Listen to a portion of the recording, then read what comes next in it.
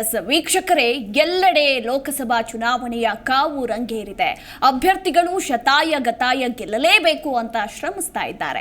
ಇಂತಹ ಸಂದರ್ಭದಲ್ಲಿ ನಿಮ್ಮ ಜಿ ಕನ್ನಡ ನ್ಯೂಸ್ ಪ್ರತಿನಿತ್ಯ ಇವರೇ ನಿಮ್ಮ ಅಭ್ಯರ್ಥಿ ವಿಶೇಷ ಕಾರ್ಯಕ್ರಮದಲ್ಲಿ ಅಭ್ಯರ್ಥಿಗಳ ಒಂದು ಕಿರು ಸಣ್ಣ ಪರಿಚಯವನ್ನ ಮಾಡ್ತಾ ಇದ್ದೀವಿ.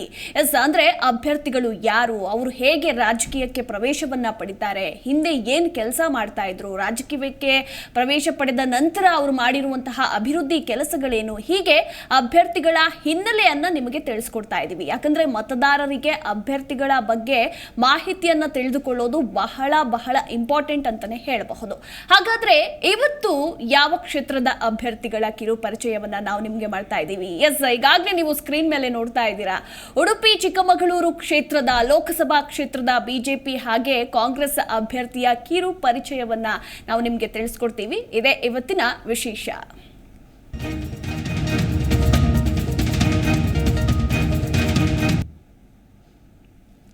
ಈಗಾಗಲೇ ಉಡುಪಿ ಚಿಕ್ಕಮಗಳೂರಿನಲ್ಲಿ ಲೋಕಸಭಾ ಅಖಾಡ ಕಾವೇರಿದೆ. ಕಾಂಗ್ರೆಸ್ ಬಿಜೆಪಿ ಅಭ್ಯರ್ಥಿಗಳ ನಡುವೆ ನೇರ ಹಣಾಹಣಿ ನಡೀತಾ ಇದೆ. ಇಲ್ಲಿ ಬಿಜೆಪಿ ಅಭ್ಯರ್ಥಿ ಕೋಟಾ ಶ್ರೀನಿವಾಸ್ ಹಾಗೆ ಕಾಂಗ್ರೆಸ್ ಅಭ್ಯರ್ಥಿ ಜಯಪ್ರಕಾಶ್ ಹೆಗಡೆ ಇವರಿಬ್ಬರ ನಡುವೆ ನಡೀತಾ ಇರುವಂತಹ ಪೈಪೋಟಿಯಲ್ಲಿ ಗೆಲ್ಲೋದು ಯಾರು, ಈ ಬಾರಿ ಯಾರಿಗೆ ಜೈ ಅಂತಾನೆ ಮತದಾರ ಪ್ರಭು ಸಂಸತ್ ಪ್ರವೇಶ ಮಾಡ್ತಾರಾ ಕೋಟಾ ಶ್ರೀನಿವಾಸ್, ಅದೃಷ್ಟ ಪರೀಕ್ಷೆಯಲ್ಲಿ ಗೆಲ್ತಾರಾ ಜಯಪ್ರಕಾಶ್ ಹೆಗಡೆ ಅನ್ನೋ ಸಾಕಷ್ಟು ಪ್ರಶ್ನೆಗಳಿವೆ. ಸಾಕಷ್ಟು ಕುತೂಹಲ ಕೂಡ ಮೂಡಿಸಿದೆ ಉಡುಪಿ ಚಿಕ್ಕಮಗಳೂರು ಲೋಕಸಭಾ ಕ್ಷೇತ್ರ ಅಂತಾನೆ ಹೇಳಬಹುದು. ಇನ್ನು ಎರಡೂ ಕಡೆ ಅಂದ್ರೆ ಬಿಜೆಪಿ ಅಭ್ಯರ್ಥಿ ಕೋಟಾ ಶ್ರೀನಿವಾಸ್ ಪೂಜಾರಿ ಹಾಗೆ ಜಯಪ್ರಕಾಶ್ ಹೆಗಡೆ ಕಾಂಗ್ರೆಸ್ ಅಭ್ಯರ್ಥಿ ಭರ್ಜರಿ ಮತ ಪ್ರಚಾರದಲ್ಲಿ ತೊಡಗಿಕೊಂಡಿದ್ದಾರೆ ಅಂತಾನೆ ಹೇಳಬಹುದು. ಶತಾಯ ಗತಾಯ ಗೆಲ್ಲಲೇಬೇಕು ಅಂತ ಶ್ರಮಿಸ್ತಾ ಇದ್ದಾರೆ. ಹೀಗಾಗಿ ಯಾರು ಗೆಲ್ತಾರೆ ಅನ್ನೋದ್ರ ಕುರಿತಾಗಿ ಸಾಕಷ್ಟು ಕುತೂಹಲ ಕೂಡ ಮೂಡಿದೆ ಅಂತಾನೆ ಹೇಳಬಹುದು. ಇನ್ನು ಇವರಿಬ್ಬರ ಮೇಲೆ ಮತದಾರ ಪ್ರಭುವಿಗೆ ಯಾರ ಮೇಲೆ ಒಲವಿದೆ ಅನ್ನೋದು ಕೂಡ ನಾವಿಲ್ಲಿ ತಿಳಿದುಕೊಳ್ಬೇಕಾಗತ್ತೆ. ಇನ್ನೇನು ಕೆಲವೇ ದಿನಗಳು ಲೋಕಸಭೆ ಚುನಾವಣೆಗೆ ದಿನಗಳಿರೋದು. ಇದೇ ಏಪ್ರಿಲ್ 26ರಂದು ಮತದಾನ ಕೂಡ ನಡೆಯುತ್ತೆ. 2 ಹಂತದಲ್ಲಿ ಮೇ 7ರಂದು 2ನೇ ಹಂತದ ಮತದಾನ ನಡೆಯುತ್ತೆ. ಇಂತಹ ಸಂದರ್ಭದಲ್ಲಿ ಈಗ ಅಭ್ಯರ್ಥಿಗಳ ಒಂದಷ್ಟು ಪರಿಚಯವನ್ನು ನಾವು ತಿಳಿದುಕೊಳ್ಳೋಣ. ಕೋಟಾ ಶ್ರೀನಿವಾಸ್ ಪೂಜಾರಿ ಹಾಗೆ ಜಯಪ್ರಕಾಶ್ ಹೆಗಡೆ ಅವರು ಹೇಗೆ ರಾಜಕೀಯಕ್ಕೆ ಪ್ರವೇಶವನ್ನ ಪಡೆದುಕೊಳ್ತಾರೆ, ಹಾಗೆ ಅವರು ಮಾಡಿರುವಂತಹ ಅಭಿವೃದ್ಧಿ ಕೆಲಸಗಳೇನು, ರಾಜಕೀಯಕ್ಕೂ ಮೊದಲು ಏನೆಲ್ಲ ಕೆಲಸಗಳನ್ನ ಮಾಡಿದ್ದಾರೆ ಅನ್ನೋದರ ಕುರಿತಾಗಿ ಇವತ್ತಿನ ಇವರೇ ನಿಮ್ಮ ಅಭ್ಯರ್ಥಿ ಕಾರ್ಯಕ್ರಮದಲ್ಲಿ ತಿಳಿದುಕೊಳ್ಳೋಣ.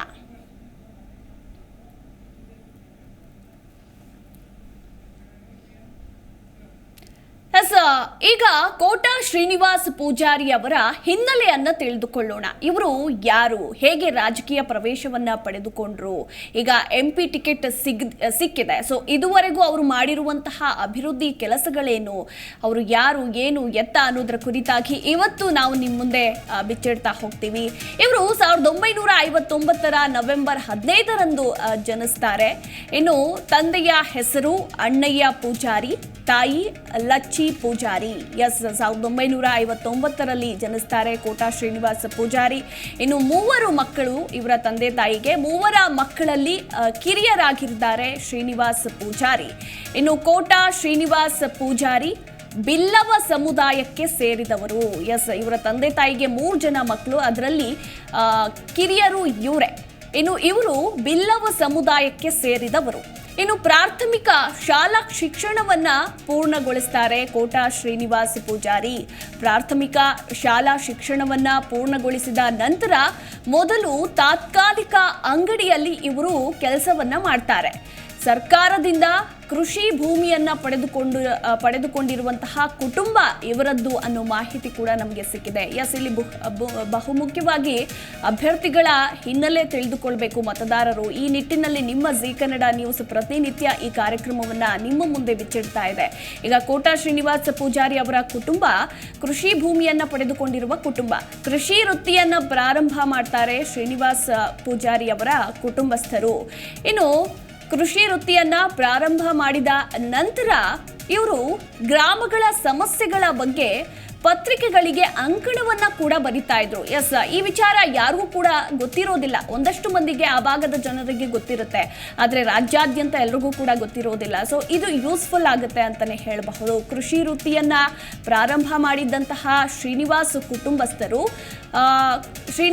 ಕೋಟಾ ಶ್ರೀನಿವಾಸ್ ಪೂಜಾರಿ ಅವರು ಗ್ರಾಮಗಳ ಸಮಸ್ಯೆಗಳ ಬಗ್ಗೆ ಪತ್ರಿಕೆಗಳಲ್ಲಿ ಅಂಕಣವನ್ನ ಬರಿತಾ ಇದ್ರಂತೆ. ಈ ಹಿಂದೆ ಅಂದ್ರೆ ರಾಜಕೀಯ ಪ್ರವೇಶ ಮಾಡೋದಕ್ಕೂ ಮುನ್ನ ಇವ್ರು ಏನ್ ಕೆಲಸ ಮಾಡ್ತಾ ಇದ್ರು ಅನ್ನೋದ್ರ ಕುರಿತಾಗಿ ಗ್ರಾಮಗಳಲ್ಲಿ ಏನೇನು ಸಮಸ್ಯೆಗಳಿತ್ತು ಆ ಸಮಸ್ಯೆಗಳ ಬಗ್ಗೆ ಪತ್ರಿಕೆಗಳಿಗೆ ಅಂಕಣವನ್ನ ಬರಿತಾ ಇದ್ರು. ಇನ್ನು ತದನಂತರ ಮುಂಗಾರು ದಿನಪತ್ರಿಕೆಗೆ ಸಾಕಷ್ಟು ಚಿತ್ರ ಲೇಖನಗಳನ್ನ ಕೂಡ ಬರೆದಿದ್ರು ಕೋಟಾ ಶ್ರೀನಿವಾಸ್ ಪೂಜಾರಿ. ನಿಜಕ್ಕೂ ಕೂಡ ಕೋಟಾ ಶ್ರೀನಿವಾಸ್ ಪೂಜಾರಿ ಅವರು ಈ ಎಲ್ಲಾ ಕೆಲಸಗಳನ್ನ ಮಾಡಿದ್ದಾರಾ ಅನ್ನೋದು ಒಂದು ರೀತಿ ಆಶ್ಚರ್ಯಗೊಳಪಡಬೇಕು. ಮೊದಲನೇದಾಗಿ ಯಾರ್ಯಾರು ಅವರ ಹಿನ್ನೆಲೆಯನ್ನ ತಿಳಿದುಕೊಳ್ತಾ ಇದ್ದೀರೋ ಅಂತಾನೆ ಹೇಳಬಹುದು. ಮುಂಗಾರು ದಿನಪತ್ರಿಕೆಗೆ ಸಾಕಷ್ಟು ಚಿತ್ರ ಲೇಖನಗಳನ್ನ ಕೂಡ ಇವರು ಬರೆದಿದ್ರಂತೆ. ಇನ್ನು ಸ್ಥಳೀಯ ಸಮಸ್ಯೆಗಳ ಧ್ವನಿಯಾಗಿದ್ರು ಕೋಟಾ ಶ್ರೀನಿವಾಸ್ ಪೂಜಾರಿ. ಆಗಿನಿಂದಲೇ ಗ್ರಾಮದಲ್ಲಿ ಆಗ್ತಾ ಇರುವಂತಹ ಸಮಸ್ಯೆಗಳ ಕುರಿತಾಗಿ ಇವರು ಧ್ವನಿಯಾಗಿ ನಿಂತಿದ್ರು. ಇನ್ನು ತಮ್ಮ ಗ್ರಾಮದಲ್ಲಿ ಸ್ವಾತಿ ಎಂಬ ಫೋಟೋ ಸ್ಟುಡಿಯೋವನ್ನ ಕೂಡ ಕೋಟಾ ಶ್ರೀನಿವಾಸ್ ಪೂಜಾರಿ ಮೊದಲು ಆರಂಭ ಮಾಡಿದ್ರು. ರಾಜಕೀಯ ಪ್ರವೇಶಕ್ಕೂ ಮುನ್ನ ಇವರು ಛಾಯಾಗ್ರಾಹಕರಾಗಿ ಕೆಲಸವನ್ನ ಕೂಡ ಮಾಡಿರ್ತಾರೆ. ತಮ್ಮ ಗ್ರಾಮದಲ್ಲೇ ಸ್ವಾತಿ ಎಂಬ ಫೋಟೋ ಸ್ಟುಡಿಯೋವನ್ನ ಕೂಡ ಇವರು ಆರಂಭ ಮಾಡಿದ್ರು. ಹಲವಾರು ವರ್ಷಗಳ ಕಾಲ ಕೋಟಾ ಶ್ರೀನಿವಾಸ್ ಪೂಜಾರಿ ಛಾಯಾಗ್ರಾಹಕರಾಗಿ ವೃತ್ತಿ ಜೀವನವನ್ನ ನಡೆಸಿದ್ರು. ಇನ್ನು ತದನಂತರ ಟರ್ನಿಂಗ್ ಪಾಯಿಂಟ್ ಇಲ್ಲೇ 1993ರಲ್ಲಿ ಗ್ರಾಮ ಪಂಚಾಯತ್ ಸದಸ್ಯರಾಗ್ತಾರೆ. ತದನಂತರ 1996ರಲ್ಲಿ ತಾಲೂಕು ಪಂಚಾಯತ್ ಸದಸ್ಯರಾಗ್ತಾರೆ. ಎಸ್, ಸ್ಟೆಪ್ ಬೈ ಸ್ಟೆಪ್ ಇವರು ರಾಜಕೀಯಕ್ಕೆ ಪ್ರವೇಶ ಪಡೆದುಕೊಂಡಿದ್ದಾರೆ ಅಂತಾನೆ ಹೇಳಬಹುದು. 1993ರಲ್ಲಿ ಗ್ರಾಮ ಪಂಚಾಯತ್ ಸದಸ್ಯರು, 1996ರಲ್ಲಿ ತಾಲೂಕು ಪಂಚಾಯತ್ ಸದಸ್ಯರು, ಇನ್ನು 2006ರಲ್ಲಿ ಜಿಲ್ಲಾ ಪಂಚಾಯತ್ ಸದಸ್ಯರಾಗ್ತಾರೆ. ಒಂದೊಂದೇ ಮೆಟ್ಟಿಲುಗಳನ್ನ ಹತ್ಕೊಂಡು ಬಂದಿದ್ದಾರೆ ಕೋಟಾ ಶ್ರೀನಿವಾಸ್ ಪೂಜಾರಿ ಅಂತಾನೆ ಹೇಳಬಹುದು. ಹಾಗೆ 2006ರಲ್ಲಿ ಜಿಲ್ಲಾ ಪಂಚಾಯತ್ ಸದಸ್ಯರಾದ ಮೇಲೆ 2009ರಲ್ಲಿ ಬಿಜೆಪಿ ರಾಜ್ಯ ಹಿಂದುಳಿದ ವರ್ಗಗಳ ಮೋರ್ಚಾ ರಾಜ್ಯಾಧ್ಯಕ್ಷರಾಗ್ತಾರೆ. 2009ರಲ್ಲಿ ಬಿಜೆಪಿ ರಾಜ್ಯ ಹಿಂದುಳಿದ ವರ್ಗಗಳ ಮೋರ್ಚಾ ರಾಜ್ಯಾಧ್ಯಕ್ಷರಾಗಿ ಕೂಡ ಕೆಲಸವನ್ನ ನಿರ್ವಹಿಸಿದ್ದಾರೆ ಕೋಟಾ ಶ್ರೀನಿವಾಸ್ ಪೂಜಾರಿ. ಇನ್ನು ತದನಂತರ ನೆಕ್ಸ್ಟ್ ಸ್ಟೆಪ್ 2009ರಲ್ಲೇ ವಿಧಾನ ಪರಿಷತ್ ಸದಸ್ಯರಾಗಿ ಕೂಡ ಆಯ್ಕೆ ಆಗ್ತಾರೆ. ಎಸ್, ಒಂದೊಂದೇ ಮೆಟ್ಟಿಲುಗಳನ್ನ ಹತ್ಕೊಂಡು ಬಂದಿದ್ದಾರೆ ಅಂತಾನೆ ಹೇಳಬಹುದು. 2009ರಲ್ಲಿ ವಿಧಾನ ಪರಿಷತ್ ಸದಸ್ಯರಾಗಿ ಆಯ್ಕೆ ಆಗ್ತಾರೆ. ಇನ್ನು 3 ಬಾರಿ ವಿಧಾನ ಪರಿಷತ್ ಸದಸ್ಯರಾಗಿ ಕೋಟಾ ಶ್ರೀನಿವಾಸ್ ಪೂಜಾರಿ ಆಯ್ಕೆಯಾಗಿದ್ದಾರೆ. 3 ಬಾರಿ. ಇನ್ನು ಬಿಎಸ್ವೈ ಸಂಪುಟದಲ್ಲಿ ಮುಜರಾಯಿ, ಮೀನುಗಾರಿಕೆ, ಹಾಗೆ ಬಂದರು ಹಾಗೂ ಒಳನಾಡು ಸಾರಿಗೆ ಸಚಿವರಾಗಿ ಕೆಲಸವನ್ನ ನಿರ್ವಹಿಸಿದ್ದಾರೆ. ನೋಡಿ, ಇವರ ರಾಜಕೀಯ ಪ್ರವೇಶ ಯಾವ ರೀತಿ ಇದೆ ಅಂದ್ರೆ ಗ್ರಾಮ ಪಂಚಾಯತ್ ಸದಸ್ಯ, ತಾಲೂಕು ಪಂಚಾಯಿತಿ, ಜಿಲ್ಲಾ ಪಂಚಾಯಿತಿ, ಅದಾದ್ಮೇಲೆ ಬಿಜೆಪಿ ರಾಜ್ಯ ಹಿಂದುಳಿದ ವರ್ಗಗಳ ಮೋರ್ಚಾ ರಾಜ್ಯಾಧ್ಯಕ್ಷ, ವಿಧಾನ ಪರಿಷತ್, ಅದಾದ್ಮೇಲೆ ಸಚಿವರಾಗ್ತಾರೆ. ಇನ್ನು ಬಸವರಾಜ ಬೊಮ್ಮಾಯಿ ಸಂಪುಟದಲ್ಲಿ ಸಮಾಜ ಕಲ್ಯಾಣ ಸಚಿವರಾದ್ರು. ಇನ್ನು ಸದನದಲ್ಲಿ ಪರಿಣಾಮಕಾರಿ ಚರ್ಚೆಗಳ ಮೂಲಕ ಗಮನವನ್ನ ಕೂಡ ಸೆಳಿತಾರೆ ಕೋಟಾ ಶ್ರೀನಿವಾಸ್ ಪೂಜಾರಿ. ಬೊಮ್ಮಾಯಿ ಸಂಪುಟದಲ್ಲಿ ಸಮಾಜ ಕಲ್ಯಾಣ ಸಚಿವರಾಗ್ತಾರೆ. ಇನ್ನು ಸದನದಲ್ಲಿ ಪರಿಣಾಮಕಾರಿ ಚರ್ಚೆಗಳ ಮೂಲಕ ಗಮನವನ್ನ ಕೂಡ ಸೆಳಿತಾರೆ ಕೋಟಾ ಶ್ರೀನಿವಾಸ್ ಪೂಜಾರಿ. ಅವರ ಹಿನ್ನೆಲೆಯನ್ನ ನೀವು ಗಮನಿಸಬಹುದು. ಯಾವ ರೀತಿ ಅವರು ರಾಜಕೀಯ ಪ್ರವೇಶವನ್ನ ಪಡೆದುಕೊಂಡ್ರು, ಯಾವ ರೀತಿ ಅವರು ಒಂದೊಂದೇ ಮೆಟ್ಟಿಲುಗಳನ್ನ ಹತ್ತಿ ಬಂದ್ರು ಅನ್ನೋದ್ರ ಕುರಿತಾಗಿ. ಇನ್ನು ವಿಧಾನ ಪರಿಷತ್ ವಿಪಕ್ಷ ನಾಯಕರಾಗಿದ್ದಾರೆ ಸದ್ಯ ಶ್ರೀನಿವಾಸ್ ಪೂಜಾರಿ. 2024 ಅಂದ್ರೆ ಈ ಸಲ ಉಡುಪಿ ಚಿಕ್ಕಮಗಳೂರು ಲೋಕಸಭೆಯ ಬಿಜೆಪಿ ಅಭ್ಯರ್ಥಿಯಾಗಿ ಕಣದಲ್ಲಿದ್ದಾರೆ. ಅಬ್ಬರದ ಪ್ರಚಾರವನ್ನ ಕೂಡ ನಡೆಸ್ತಾ ಇದ್ದಾರೆ. ಶತಾಯಗತಾಯ ಗೆಲ್ಲಲೇಬೇಕು ಅಂತ ಶ್ರಮಿಸ್ತಾ ಇದ್ದಾರೆ. ಇದಿಷ್ಟು ಕೋಟಾ ಶ್ರೀನಿವಾಸ್ ಪೂಜಾರಿ ಅವರ ಹಿನ್ನೆಲೆ.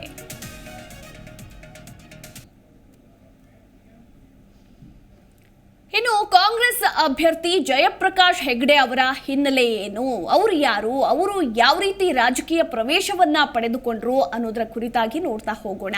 ಎಸ್, ಜಯಪ್ರಕಾಶ್ ಹೆಗ್ಡೆ ಅವರ ಹಿನ್ನೆಲೆಯನ್ನ ನಾವು ನಿಮಗೆ ತಿಳಿಸ್ತಾ ಹೋಗ್ತೀವಿ. ಜಯಪ್ರಕಾಶ್ ಹೆಗ್ಡೆ 1952ರ ಆಗಸ್ಟ್ 16ರಂದು ಜನಿಸ್ತಾರೆ. ಮೂಲತಃ ಇವರು ಕುಂದಾಪುರ ತಾಲೂಕಿನ ಕೊರ್ಗಿ ಗ್ರಾಮದವರು. ಇನ್ನು ಇವರು ಕುಂದಾಪುರ ತಾಲೂಕಿನ ಕೊರ್ಗಿ ಗ್ರಾಮದವರು. ಹೆಗ್ಡೆ ಅವರು ವೃತ್ತಿಯಲ್ಲಿ ಉಚ್ಚ ನ್ಯಾಯಾಲಯದ ನ್ಯಾಯವಾದಿಯಾಗಿ ಕಾರ್ಯವನ್ನ ನಿರ್ವಹಿಸಿದ್ದಾರೆ. ಜಯಪ್ರಕಾಶ್ ಹೆಗ್ಡೆ ಅವರು ರಾಜಕೀಯ ಪ್ರವೇಶಕ್ಕೂ ಮುನ್ನ ಉಚ್ಚ ನ್ಯಾಯಾಲಯದ ನ್ಯಾಯವಾದಿಯಾಗಿ ಕೆಲಸವನ್ನ ಮಾಡಿದ್ದಾರೆ, ಕಾರ್ಯವನ್ನ ನಿರ್ವಹಿಸಿದ್ದಾರೆ. ಇನ್ನು ನಿವೃತ್ತ ಜಿಲ್ಲಾ ಮತ್ತು ಸತ್ರ ನ್ಯಾಯಾಧೀಶ ಕೆ ಚಂದ್ರಶೇಖರ್ ಹೆಗ್ಡೆ ಅವರ ಪುತ್ರ ಜಯಪ್ರಕಾಶ್ ಹೆಗ್ಡೆ 1952 ಆಗಸ್ಟ್ 16ರಂದು ಜನಿಸ್ತಾರೆ. ಇನ್ನು ರಾಜಕೀಯ ಪ್ರವೇಶಕ್ಕೂ ಮುನ್ನ ಉಚ್ಚ ನ್ಯಾಯಾಲಯದ ನ್ಯಾಯವಾದಿಯಾಗಿ ಕಾರ್ಯವನ್ನ ನಿರ್ವಹಿಸಿದ್ದಾರೆ.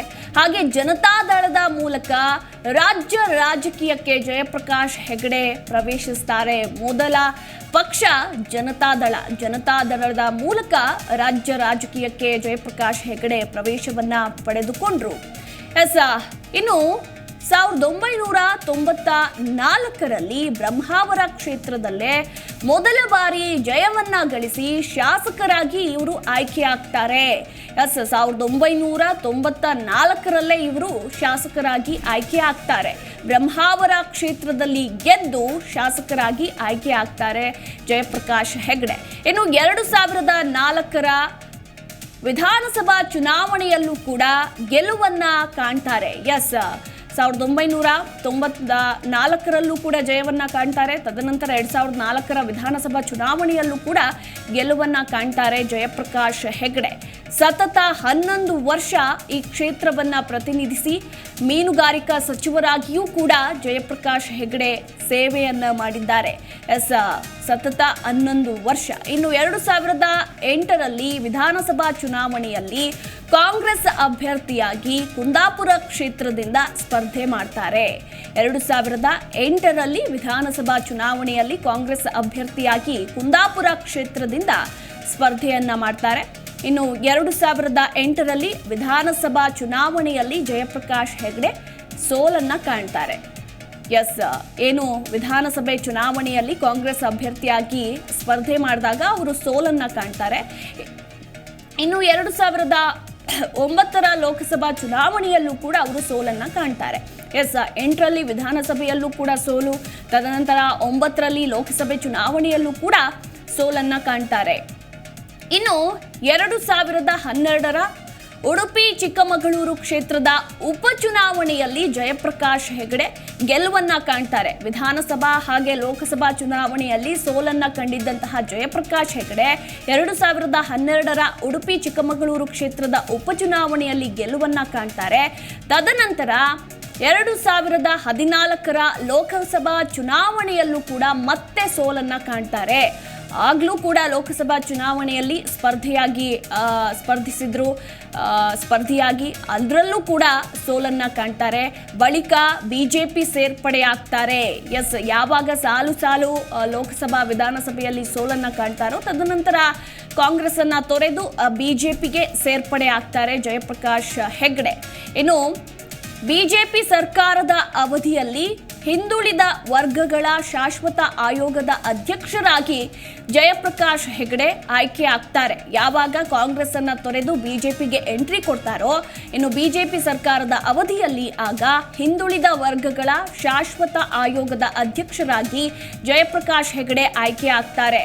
ಇನ್ನು ಸರ್ಕಾರಕ್ಕೆ ಜಾತಿ ಗಣತಿ ವರದಿ ಸಲ್ಲಿಕೆಯ ಹಿನ್ನೆಲೆಯಲ್ಲಿ ಪ್ರಸಕ್ತ ಕಾಂಗ್ರೆಸ್ ಆಡಳಿತದ ಅವಧಿಯಲ್ಲೂ ಕೂಡ ಅವರೇ ಮುಂದುವರಿತಾರೆ. ಸರ್ಕಾರಕ್ಕೆ ಜಾತಿ ಗಣತಿ ವರದಿಯ ಸಲ್ಲಿಕೆ ಹಿನ್ನೆಲೆಯಲ್ಲಿ ಪ್ರಸಕ್ತ ಕಾಂಗ್ರೆಸ್ ಆಡಳಿತದ ಅವಧಿಯಲ್ಲೂ ಕೂಡ ಜಯಪ್ರಕಾಶ್ ಹೆಗ್ಡೆ ಮುಂದುವರಿತಾರೆ. ಇನ್ನು ಫೆಬ್ರವರಿ ಅಂತ್ಯದಲ್ಲಿ ಸರ್ಕಾರಕ್ಕೆ ಜಾತಿ ಗಣತಿ ವರದಿಯನ್ನ ಸಲ್ಲಿಕೆ ಮಾಡ್ತಾರೆ ಜಯಪ್ರಕಾಶ್ ಹೆಗ್ಡೆ. ಅವರ ಹಿನ್ನೆಲೆಯ ಕುರಿತಾಗಿ ನೀವು ಪಾಯಿಂಟ್ ವೈಸ್ ತಿಳಿದುಕೊಳ್ತಾ ಇದ್ದೀರಾ. ಇನ್ನು ಇತ್ತೀಚೆಗಷ್ಟೇ ಈಗ ಅಂದ್ರೆ ಮೊನ್ನೆ ಬಿಜೆಪಿಗೆ ಗುಡ್ ಬೈ ಹೇಳಿ ಕಾಂಗ್ರೆಸ್ ಅಂದ್ರೆ ಮರಳಿ ಗೂಡಿಗೆ ಸೇರ್ಕೊಳ್ತಾರೆ ಜಯಪ್ರಕಾಶ್ ಹೆಗ್ಡೆ. ಈಗ 2024ರಲ್ಲಿ ಉಡುಪಿ ಚಿಕ್ಕಮಗಳೂರು ಲೋಕಸಭಾ ಕಾಂಗ್ರೆಸ್ ಅಭ್ಯರ್ಥಿಯಾಗಿ ಕಣದಲ್ಲಿದ್ದಾರೆ. ಶತಾಯಗತಾಯ ಈ ಬಾರಿ ಆದ್ರೂ ಗೆಲ್ಲಲೇಬೇಕು. ಯಾಕಂದ್ರೆ 2 ಬಾರಿ ಲೋಕಸಭೆ ಚುನಾವಣೆಯಿಂದ ಸ್ಪರ್ಧೆ ಮಾಡಿದ್ದಾರೆ ಜಯಪ್ರಕಾಶ್ ಹೆಗ್ಡೆ. ಬಟ್ 2 ಬಾರಿಯೂ ಕೂಡ ಸೋಲನ್ನ ಕಂಡಿದ್ದಾರೆ. ಈ ಬಾರಿ 3ನೇ ಸಲ ಗೆಲ್ಲಲೇಬೇಕು, ಹ್ಯಾಟ್ರಿಕ್ ಸೋಲನ್ನ ಕಾಡಬಾರದು ಅಂತ ಹೇಳಿ ಶತಾಯಗತಾಯ ಗೆಲ್ಲೋದಕ್ಕೆ ಇನ್ನಿಲ್ಲದ ಕಸರತ್ತುಗಳನ್ನ ನಡೆಸ್ತಾ ಇದ್ದಾರೆ, ಶ್ರಮಿಸ್ತಾ ಇದ್ದಾರೆ. ಇದಿಷ್ಟು ಕಾಂಗ್ರೆಸ್ ಅಭ್ಯರ್ಥಿ ಜಯಪ್ರಕಾಶ್ ಹೆಗಡೆ ಅವರ ಹಿನ್ನೆಲೆ.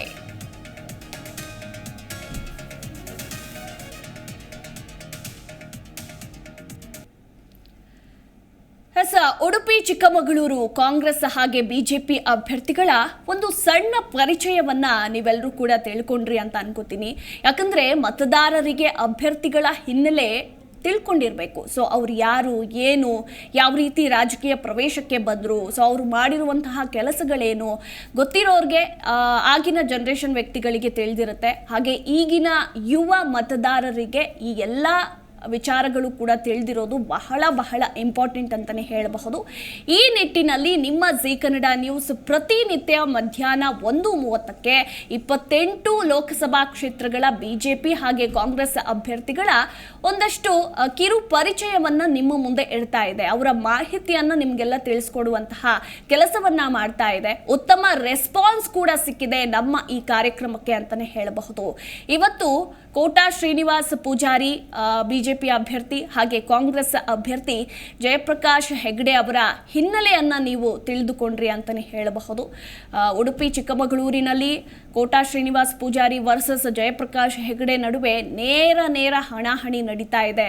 ಸೊ ಇವರಲ್ಲಿ ಗೆಲ್ಲೋರು ಯಾರು ಅನ್ನೋದ್ರ ಕುರಿತಾಗಿ ಸಾಕಷ್ಟು ಕುತೂಹಲ ಕೂಡ ಮೂಡಿದೆ ಅಂತಾನೆ ಹೇಳಬಹುದು. ಒಂದು ಕಡೆ ಕೈ ಅಭ್ಯರ್ಥಿ ಜಯಪ್ರಕಾಶ್ ಹೆಗಡೆ ಇದು 3ನೇ ಬಾರಿ ಲೋಕಸಭಾ ಚುನಾವಣೆಯಲ್ಲಿ ಸ್ಪರ್ಧಿಸ್ತಾ ಇದ್ದಾರೆ. 2 ಬಾರಿಯೂ ಕೂಡ ಸೋಲನ್ನ ಕಾಣ್ತಾರೆ. ಈ ಬಾರಿ ಹ್ಯಾಟ್ರಿಕ್ ಸೋಲು ಕಾಣಬಾರದು, ಈ ಬಾರಿ ಗೆಲ್ಲಲೇಬೇಕು ಅಂತ ಇನ್ನಿಲ್ಲದ ಕಸರತ್ತುಗಳನ್ನ ಕೂಡ ನಡೆಸ್ತಾ ಇದ್ದಾರೆ. ಅಷ್ಟೇ ಕಸರತ್ತುಗಳನ್ನ ಬಿಜೆಪಿ ಅಭ್ಯರ್ಥಿ ಶ್ರೀನಿವಾಸ್ ಪೂಜಾರಿ ಕೂಡ ಮಾಡ್ತಾ ಇದ್ದಾರೆ ಅಂತಾನೆ ಹೇಳಬಹುದು. ಈ ಬಾರಿ ಗೆಲ್ಲಲೇಬೇಕು ಅಂತ ಅವರು ಕೂಡ ಶ್ರಮಿಸ್ತಾ ಇದ್ದಾರೆ. ಹೀಗಾಗಿ ಆ ಭಾಗದ ಮತದಾರರ ಒಲವು ಯಾರ ಕಡೆ ಇದೆ, ಸೊ ಯಾರು ಗೆದ್ದು ಬೀಗ್ತಾರೆ ಅನ್ನೋದ್ರ ಕುರಿತಾಗಿ ಸಾಕಷ್ಟು ಕುತೂಹಲ ಕೂಡ ಮೂಡಿದೆ ಅಂತಾನೆ ಹೇಳಬಹುದು.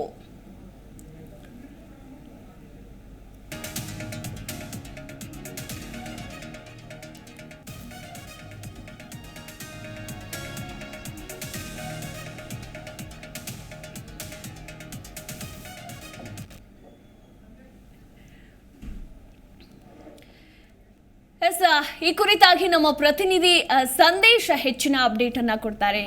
ಸಂದೇಶ್, ಉಡುಪಿ ಚಿಕ್ಕಮಗಳೂರು ಲೋಕಸಭಾ ಅಖಾಡ ದಿನೇ ರಂಗೇರ್ತಾ ಇದೆ ಅಂತಾನೆ ಹೇಳಬಹುದು. ಕೋಟಾ ಶ್ರೀನಿವಾಸ್ ಪೂಜಾರಿ ವರ್ಸಸ್ ಜಯಪ್ರಕಾಶ್ ಹೆಗಡೆ ನಡುವೆ ಪೈಪೋಟಿ ಕೂಡ ಹೆಚ್ಚಾಗಿ ನಡೀತಾ ಇದೆ. ಅಲ್ಲಿನ ಭಾಗದ ಮತದಾರರ ಒಲವು ಇವರಿಬ್ಬರ ಕಡೆ ಯಾವ ರೀತಿ ಇದೆ, ಯಾರಿಗೆ ಹೆಚ್ಚಾಗಿದೆ, ಮತ ಪ್ರಚಾರದಲ್ಲಿ ಯಾವ ರೀತಿ ನಾಯಕರು ತೊಡಗಿಕೊಂಡಿದ್ದಾರೆ, ಅಲ್ಲಿನ ಅಪ್ಡೇಟ್ ಕೊಡೋದಾದ್ರೆ. ಉಡುಪಿ ಚಿಕ್ಕಮಗಳೂರು ಏನು ಒಂದು ಇಲೆಕ್ಷನ್ ಈ ಬಾರಿಯ ಅಖಾಡ ಒಂದು ಕಾವೇರಿ ಇರುವಂತದ್ದು. ಅಂದ್ರೆ ಕೋಟಾ ಶ್ರೀನಿವಾಸ ಪೂಜಾರಿ ಅವರು ಒಂದು ಕಡೆ ಪ್ರಬಲ ನಾಯಕನಾಗಿದ್ರು ಕೂಡ ಈ ಕಡೆ ಜಯಪ್ರಕಾಶ್ ಹೆಗಡೆ ಅವರು ಕೂಡ ಅಷ್ಟೇ ಪ್ರಬಲವಾಗಿದ್ದಾರೆ. ಅಂದ್ರೆ ಈ ಭಾಗದಲ್ಲಿ ಅವರಿಗೆ ಆದ ಒಂದು ವರ್ಚಸ್ಸಿದೆ. ಕೋಟಾ ಶ್ರೀನಿವಾಸ ಪೂಜಾರಿಗೂ ಕೂಡ ಅವರದೇ ಆದ ವರ್ಚಸ್ಸಿದೆ. ಉಡುಪಿ ಚಿಕ್ಕಮಗಳೂರಿನಲ್ಲಿ ಚಿಕ್ಕಮಗಳೂರು ಭಾಗದಲ್ಲಿ ಹೆಚ್ಚಾಗಿ ಜಯಪ್ರಕಾಶ್ ಹೆಗಡೆ ಅವರಿಗೆ ಒಲವು ಜಾಸ್ತಿ ಇರೋದ್ರಿಂದ ಈ ಬಾರಿ ಒಂದು ಬಿಗ್ ಫೈಟ್ ಇದೆ. ಅಂದ್ರೆ ಯಾವುದು ಕೂಡ ಈಸಿಯಾಗಿ ಗಣನೆಗೆ ತೆಗೆದುಕೊಳ್ಳಿಕ್ಕೆ ಆಗುದಿಲ್ಲ.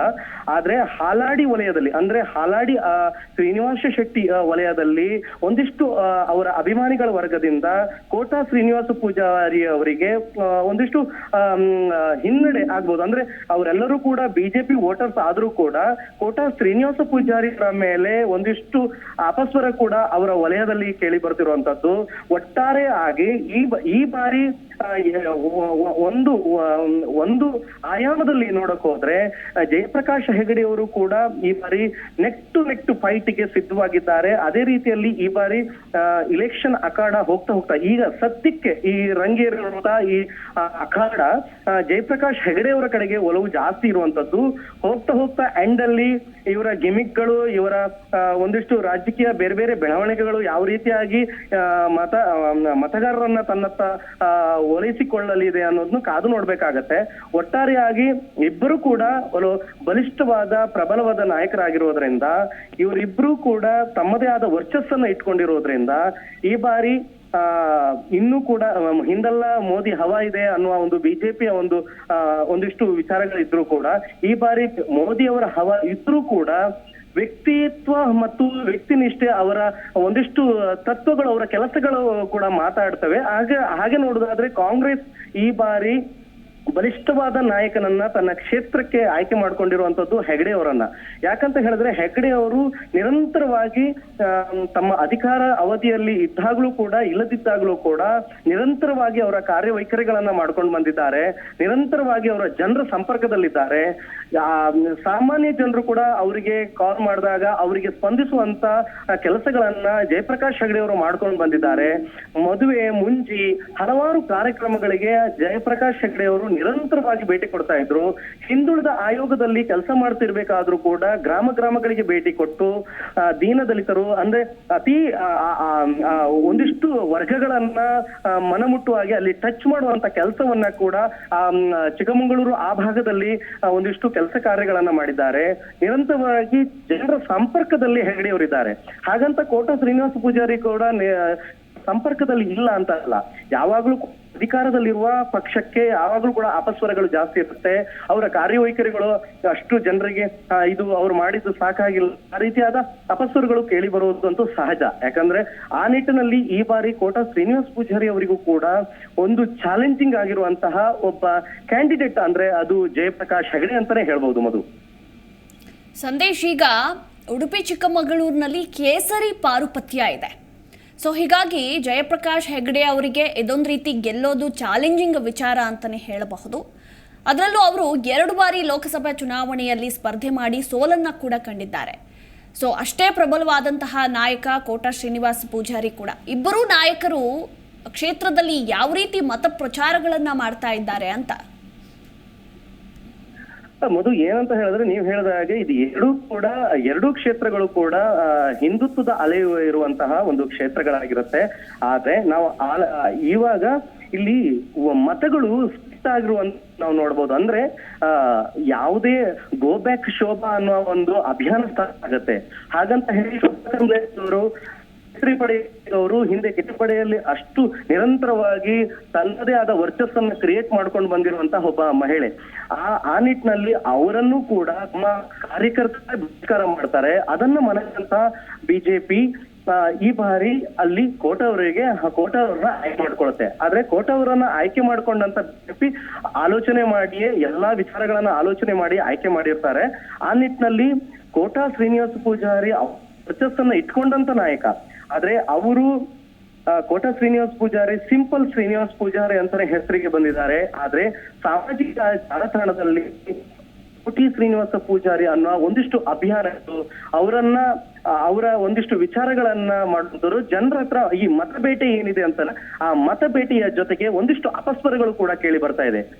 ಬಲಿಷ್ಠವಾದ ನಾಯಕ ಕುಂದಾಪುರದಲ್ಲಿ ಹಾಲಾಡಿ ಶ್ರೀನಿವಾಸ್ ಶೆಟ್ಟಿ ಬಲಿಷ್ಠ ನಾಯಕ ಹೇಗಂತ ಹೇಳಿದ್ರೆ ಪಕ್ಷೇತರ ಅಭ್ಯರ್ಥಿಯಾಗಿ ಕೂಡ 48,000 ರಿಂದ 45,000 ಮತಗಳ ಅಂತರದಲ್ಲಿ ಬಿಜೆಪಿ ಟಿಕೆಟ್ ಅವರು ನಿಂತು ತನ್ನ ಸಾಮರ್ಥ್ಯವನ್ನ ತೋರಿಸಿದಂತ ನಾಯಕ.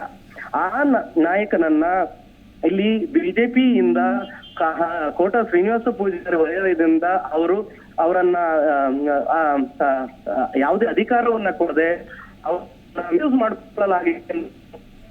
ಶ್ರೀನಿವಾಸ ಶೆಟ್ಟಿಯ ಅಭಿಮಾನಿಗಳು ಮತ್ತೆ ಅವರ ಬೆಂಬಲಿಗರ ಒಂದು ವಾದ.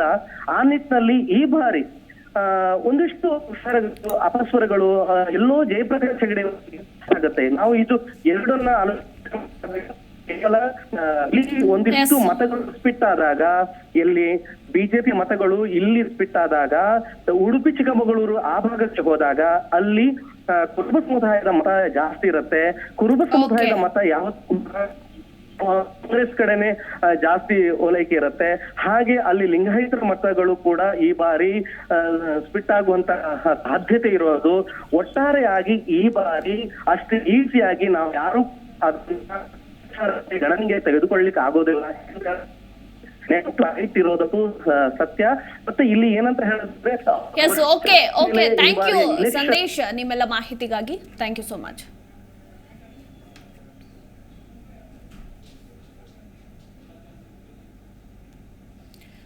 ಇದಿಷ್ಟು ಈವರೆಗಿನ ಪ್ರಮುಖ ಸುದ್ದಿ. ನೋಡ್ತಾ ಇರಿ ಜೀ ಕನ್ನಡ ನ್ಯೂಸ್, ಸತ್ಯವೇ ಸುದ್ದಿಯ ಜೀವಾಳ.